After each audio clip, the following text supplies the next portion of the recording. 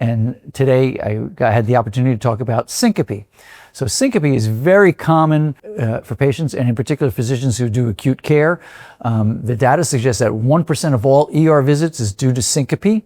So you as an acute care provider will encounter patients with syncope. When you have that patient with syncope, it's important to get an excellent history, because what you're trying to define is what is this person's risk of going on to some dangerous outcome from their syncopal episode. Because we've known for many, many years that syncope can be a precursor to a dangerous outcome. So with your history, your physical, we go through the physical exam findings, some of the tests that you should or should not do with syncope patients. That's what's covered in this talk.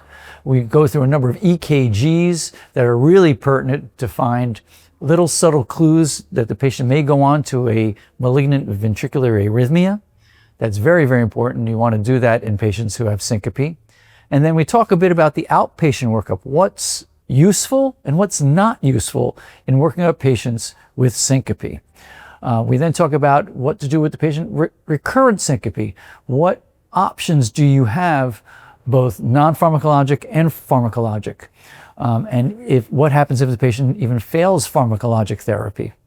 And ultimately, just be careful about patients who are in your office who have vaccinations or have any sort of painful procedures, because they are at risk of jumping up off their exam table and having syncopal episodes. And we go over what some of those risk factors are.